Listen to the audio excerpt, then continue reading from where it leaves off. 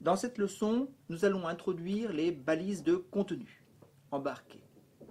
On appelle contenu embarqué un fichier que la page HTML va afficher. Ces balises permettent d'afficher notamment des images ou de la vidéo, ainsi que de jouer du son.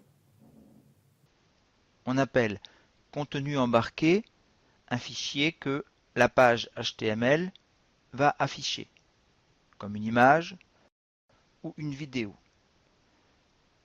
Nous examinerons successivement les balises images, map, figure, qui ne sont pas des nouvelles balises HTML5, et les balises audio et vidéo, qui quant à elles sont nouvelles. Un mot sur la balise IMG. La balise IMG permet d'afficher une image stockée dans un fichier externe. Différents formats de compression sont possibles, GIF, PNG, JPEG.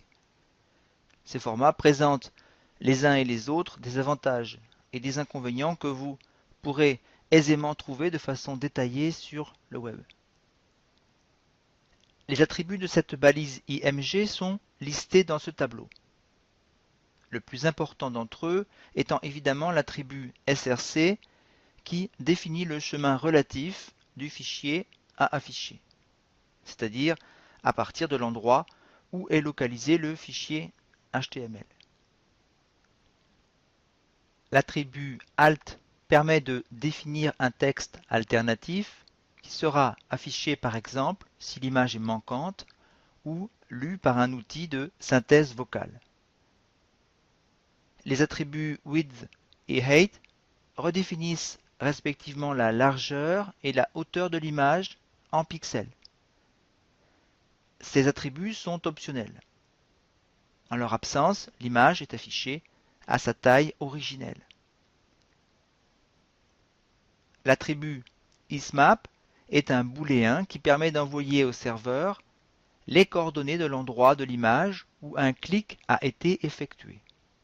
Nous ne le testerons pas ici. L'attribut useMap est lié à la définition de zones cliquables par-dessus une image. Nous allons voir ça dans la diapositive suivante. Avant cela, je vous propose de mettre en œuvre l'exemple donné ici avec une image de votre choix que vous placerez dans un dossier appelé Images situé au même niveau que le fichier HTML. Dans un second temps, vous pouvez tester l'effet des attributs width et height.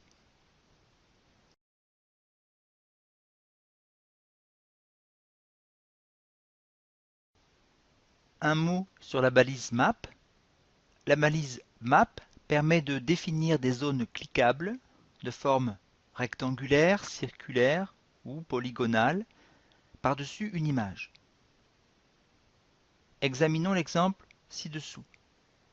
Dans la balise IMG, on a rajouté l'attribut useMap, que l'on a découvert précédemment, qui précise quelle map sera utilisée. Ici, on utilise la map appelée map1. Attention à ne pas oublier le hashtag.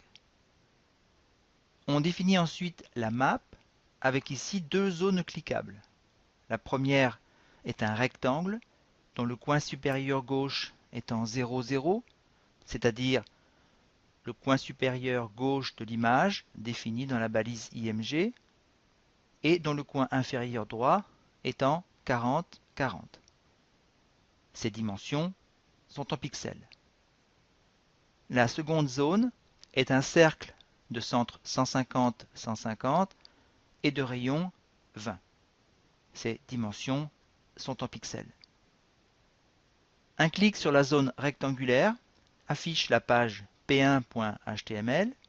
Un clic sur la zone circulaire affiche la page p2.html. Je vous propose de mettre en œuvre l'exemple donné ici avec une image de votre choix. Il vous faudra bien entendu créer les pages p1.html et p2.html. Un mot rapide sur la balise figure. La balise figure, utilisée en association avec une image, permet de rajouter tout simplement une légende. je vous propose de mettre en œuvre l'exemple donné ici avec une image de votre choix. L'audio, comme la vidéo, a eu sur le web un passé tourmenté en raison des faibles débits disponibles qui n'autorisaient pas une restitution de qualité. De toute façon, la norme HTML n'avait pas prévu l'emploi de tels éléments dans une page web. Avec l'avènement du haut débit, ont surgi des formats de compression divers, associés à des programmes de compression et décompression, que l'on appelle codec, et autant de plugins à installer afin que les navigateurs puissent afficher ces images et ces vidéos.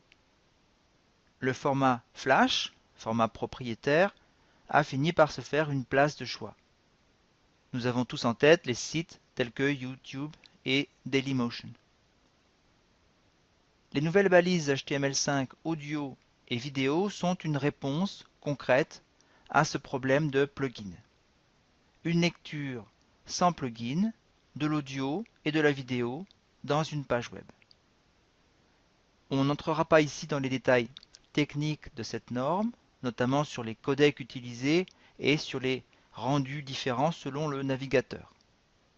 Un des intérêts d'HTML5 est que les ressources audio et vidéo peuvent désormais être manipulées par JavaScript, comme vous allez le découvrir dans l'exercice qui suit. L'intégration d'un fichier audio est très simple. Il suffit de préciser la source. Plusieurs balises sources peuvent être définies les unes en dessous des autres de façon à s'assurer qu'une majorité de navigateurs va être capable d'en lire une sans problème. Je vous propose de mettre en œuvre l'exemple donné ici avec un fichier audio de votre choix ou celui proposé sur la page du module. L'attribut controls est un booléen qui permet d'activer ou de désactiver les contrôles visuels. Vous pouvez tester une restitution sans menu en remplaçant controls par autoplay. L'intégration d'un fichier vidéo est très simple. Il suffit ici encore de préciser la source. À nouveau, plusieurs balises sources peuvent être définies les unes en dessous des autres de façon à s'assurer qu'une majorité de navigateurs va être capable d'en lire une sans problème. Je vous propose de mettre en œuvre l'exemple donné ici avec un fichier vidéo de votre choix ou celui proposé sur la page du module.